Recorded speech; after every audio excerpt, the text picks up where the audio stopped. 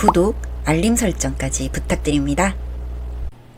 오늘도 우리 사는 이야기 찾아주셔서 감사합니다. 사연자분이 보내주신 이야기 시작해볼게요.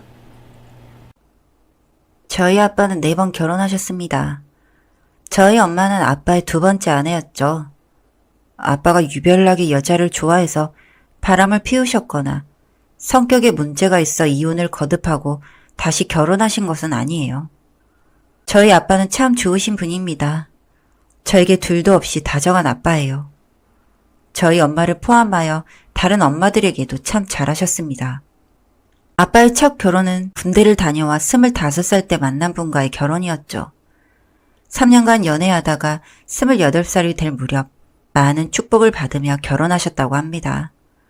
저희 아빠는 아기들을 참 좋아했어요. 그래서 본인이 아기도 빨리 낳고 싶으셨는데 그분이 너무 몸이 약하셨대요.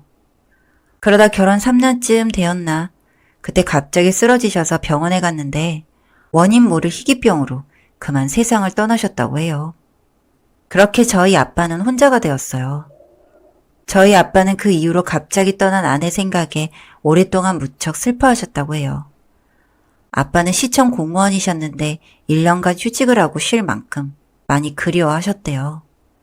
그렇게 힘들어하시다가 차츰 그 슬픔도 무뎌질 때쯤 저희 엄마를 만나게 되셨어요. 아빠가 유럽으로 배낭여행을 가셨는데 거기서 만나셨다고 해요. 아빠는 대학 때도 공부, 집, 알바밖에 모르고 사셔서 배낭여행이나 어학연수를 한 번도 못 가보셨대요. 그래서 힐링도 하고 마음도 정리할 겸 떠난 여행이었는데 그곳에서 새로운 인연을 만나신 거죠. 저희 엄마는 프리랜서였는데 워낙 여행을 좋아하는 분이라 그동안 유럽 여행만 5번을 하셨대요. 그러다 어리버리한 한국 남자를 보고 길을 못 찾는 것 같길래 도와주시다 인연이 되었다고 하시더라고요. 그렇게 아빠는 저희 엄마와 2번째 결혼을 하셨어요. 첫 번째 결혼과는 달리 2번째 결혼에서는 정말 빨리 아기가 찾아왔대요. 속도 위반으로요. 사귀고 나서 얼마 안 있다가 엄마가 절 임신하셨고 가뜩이나 아기를 무척이나 좋아하는 아빠인데 아빠는 얼른 결혼부터 하자시며 정말 행복해 하셨대요. 그렇게 저희 엄마 아빠는 결혼 생활을 시작하셨고 결혼식을 올린 지 6개월 만에 제가 태어났대요. 아빠는 저희 엄마 아기인 저에게 정말 잘하셨대요. 친구도 거의 만나지 않고 퇴근하면 곧장 집으로 오셔서 엄마와 절 돌보셨어요. 그렇게 잘 지내는 것 같았는데 제가 2돌 무렵이었나? 저희 엄마는 돌연 미국 유학을 가고 싶다고 하셨다네요. 아빠는 아기도 아직 어리고 몇 년씩이나 떨어져 살 수 없다고 반대하셨지만 워낙 자유분방한 저희 엄마를 누구도 말릴 수 없었어요. 그렇게 저 아빠를 두고 미국으로 가셨어요. 그런데 5년이란 시간이 지나도 돌아오지 않고 자기는 평생 세계 곳곳을 돌아다니며 살고 싶다고 아빠에게 이혼을 요구하셨대요. 저희 아빠는 직접 미국에 가셔서 설득도 하고 화도 내고 빌기도 하면서 모든 것을 동원하여 마음을 돌리려 했었지만 결국 엄마의 뜻을 꺾을 수가 없었대요. 그렇게 저희 아빠는 또 혼자가 되셨어요. 그러다가 제가 초등학교 들어갈 무렵 저에게 새엄마가 생겼어요. 아빠가 혼자 지내는 걸 못 보겠다면서 저희 할머니가 발벗고 나서신 거죠. 그렇게 저희 아빠는 선을 보고 3번째 결혼을 하시게 되었어요. 새엄마는 제게 정말 잘해주셨어요. 하루는 학교에서 친구들과 놀다가 사소한 말다툼을 하게 되었는데 어떻게 알았는지 한 친구가 야, 니네 아빠 새원 결혼했다며? 니네 엄마는 지금 어딨냐? 너 두고 도망가서 너네 아빠 또 결혼한 거지? 라고 말하는 게 아니겠어요? 바로 휙 돌아서 가버리는 친구 등을 제가 너무 화가 난 나머지 밀치는 바람에 그 친구가 넘어져서 무릎이 까졌어요. 그날 저녁 그 친구는 엉엉 울며 자기는 엄마 손을 잡고 저희 집에 찾아와 초인종을 마구 눌렀어요.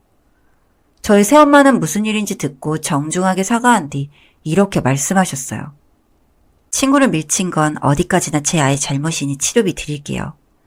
하지만 친구의 가정사를 아무렇지도 않게 떠들어대며 마음에 상처 준 것은 어떻게 보상하실 건지?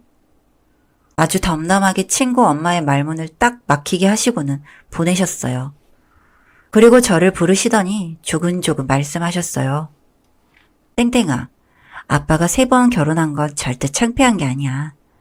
아빠가 몇 번 결혼했건 땡땡이를 사랑하는 건 변치 않아. 그리고 나도 땡땡이 새엄마이지만 땡땡이 사랑해. 잘 생각해보렴. 땡땡이에겐 친엄마도 있고 새엄마도 있고 완전 엄마 부자네. 그만큼 땡땡이는 엄청 사랑받는 거야. 그러니 앞으로 누가 그런 소리 해도 창피하거나 슬퍼하지 마. 알았지? 저는 그날 이후로 아빠의 3번째 부인인 새엄마와 무척 가까워지게 되었어요. 모르는 사람이 보면 친딸이라고 믿을 정도로 새엄마는 저를 정말 많이 아끼셨어요. 그러던 어느 날 저는 엄마 아빠가 하는 말을 듣게 되었어요. 아빠는 이제 더 늦기 전에 제 동생을 하나 낳고 싶다고 말씀하셨는데 새엄마는 단호히 안 된다고 말씀하셨어요. 둘째를 낳게 되면 자기도 모르게 저와 자기가 배 아파 낳은 자식을 비교할까봐 두려우시다고요. 저 하나만 잘 키우며 살자고 말씀하셨어요. 그리고 새엄마가 회사에서도 일로 성공하고 싶다면서 아이는 저 하나만 키우자고 하셨어요. 아빠는 그래도 가족이 더 많으면 좋지 않냐고 설득하셨지만 새엄마는 쉽게 마음을 돌리지 않으셨어요. 그러다 할머니가 개입하게 되었죠. 그때부터 문제가 생겼어요.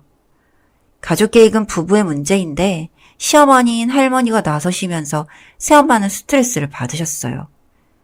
결국 새엄마는 그럼 아기가 생기면 낳겠다고, 그렇지만 인공수정이나 시험관 아기는 절대 하지 않겠다고 하셨어요. 그렇게 2년이 지났을까? 제 동생은 생기지 않았어요. 할머니는 하루가 멀다 하고 새엄마에게 전화를 걸어 인공수정을 해보라고 하셨지만 새엄마는 스트레스만 받으시고 아빠와 다툼도 잦아지게 되었죠. 결국 새엄마의 요구로 아빠는 이혼을 하게 되셨어요. 막판에는 새엄마도 인공수정을 할까도 생각하셨대요. 하지만 새엄마가 애초에 애 딸린 아빠와 결혼했을 때는 자식 낳는 일에 대해서 자유로울 수 있지 않을까라는 생각에서였는데 이걸로 심한 스트레스까지 받으니 더 이상 같이 살기가 싫으셨던 거죠. 그렇게 저희 아빠는 다시 혼자가 되셨습니다. 그때 저희 아빠 나이는 40살 중반이셨죠. 아빠는 홀로 저를 키우시면서 다른 집은 엄마가 해줄 법한 일들을 부족함 없이 아빠가 거의 다 해주셨어요. 소풍날 김밥을 싸주시기도 했고 제 옷을 사러 가면 아주 다정하게 잘 골라주셨어요.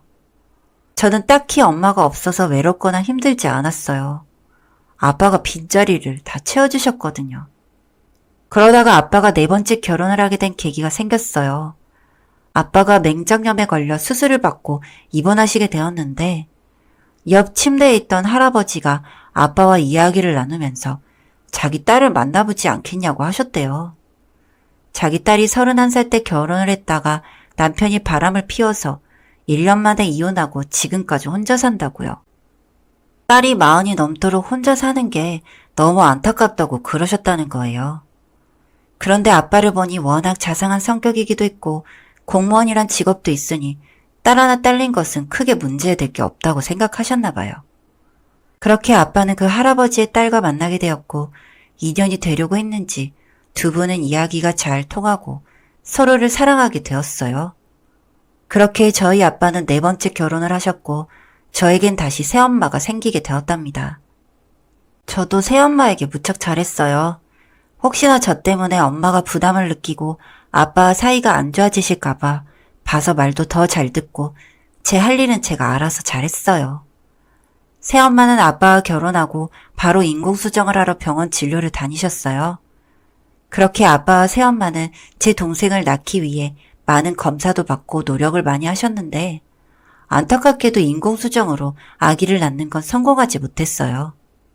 그래도 아빠는 예전과는 달리 아기에 대한 미련은 다 없어지신 듯 했고 새엄마도 그냥 저를 자기가 낳은 친자식으로 여기겠다며 더욱 저에게 잘해주셨어요. 그렇게 저희 세 식구는 이제 다른 평범한 가족들처럼 잘 살아갔어요. 제가 대학교에 들어가고 졸업 후 취업을 하고 사랑하는 사람을 만나 결혼을 준비할 때까지 아빠, 엄마 사랑을 듬뿍 받으며 지냈어요. 그러던 어느 날 문득 저를 낳아주신 친엄마에게는 내가 결혼한다는 사실을 알려야 하지 않을까 생각이 들었어요. 그러고는 아빠에게 제 친엄마의 연락처를 물었죠. 그랬더니 아빠가 엄마 이름이 적힌 명함 한 장을 주시면서 그곳으로 연락해보라고 하셨어요. 엄마는 미국에서 공부한 후 현재까지도 미국에 사시면서 나름 잘 나가는 디자이너가 되어 있었어요. 5년 전 아빠의 지인이 미국에서 사업을 하시는데 거기서 저희 엄마를 만났다면서 주신 명함이라고 하시면서 아마 지금은 그 연락처가 틀릴 수도 있다고. 그렇지만 원하면 한번 연락해보라고 하시더라고요. 저는 엄마에게 메일 한 통을 적었어요.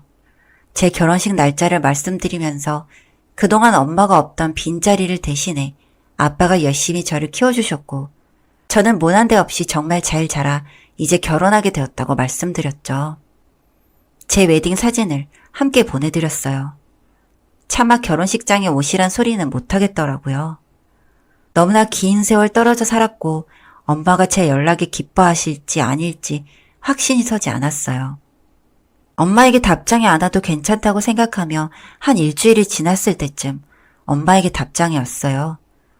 저는 많이 그리워하진 않았지만 그래도 친엄마라 그런지 메일을 읽기 시작하며 심장이 두근두근 뛰었습니다. 그런데 결혼을 축하한다는 말과 함께 뒤이어 적힌 말은 저를 놀라게 만들었죠. 지금 아빠는 제 친아빠가 아니라는. 엄마가 원래 사귀던 남자가 있었는데 그 사람과 헤어지고 유럽 여행을 갔다가 아빠를 만나셨대요. 저는 원래 사귀던 그분의 딸이라며 워낙 엄마는 자유분방한 사람이라 저보고 이해해달라고 하시더라고요. 이혼하며 저를 데려갈까도 했지만 저까지 고생시키고 싶지 않았고 자기보단 아빠가 더 자상하게 저를 잘 키워줄 거란 확신이 들었대요. 저는 정말 멍했어요. 그리고 바로 제 머릿속을 스치는 생각이 이 사실을 과연 아빠는 알고 있을까였어요. 저는 몇 날 며칠을 고민했어요. 아빠가 이 사실을 모르고 계신다면 정말 제 마음이 편치 않을 것 같았어요.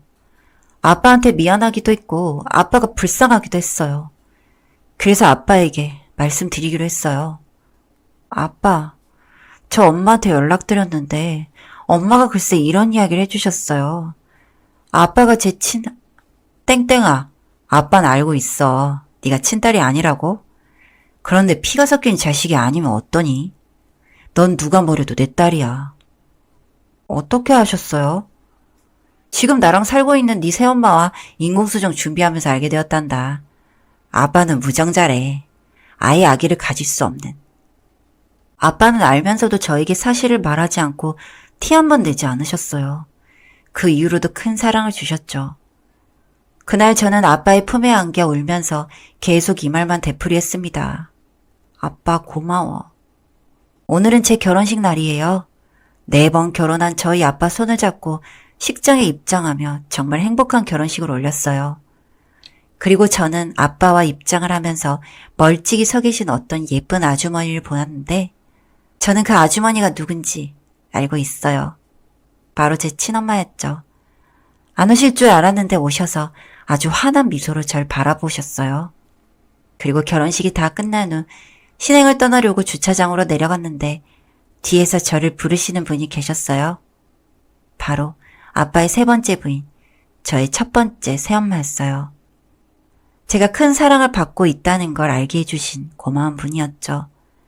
새엄만, 사랑하는 딸 결혼 축하해 라고 적힌 새하얀 봉투를 주시며 저를 꼭 한번 안아주셨어요. 그리고 오늘 혼주석에 아빠 옆에 앉으신 저희 2번째 새엄마는 어젯밤 저에게 앞으로 애 낳으면 엄마가 다 봐줄 테니까 결혼하고 나서 힘든 거 있으면 다 말하라고 말씀해 주셨어요. 저는 정말 사랑을 많이 받고 자랐어요. 물론 지금도 여전히 3명의 엄마에게서 큰 사랑을 받고 있지만요. 그리고 저를 키워주신 아빠의 사랑은 그 무엇과도 비교할 수 없을 만큼 커요. 누군가는 저희 집을 이상한 집안이라며 수군대며 흉을 볼 수도 있겠지만 저는 우리 가족이 정말 정말 좋답니다. 사연은 여기까지였고요. 우리 사는 이야기 시청해 주셔서 감사합니다.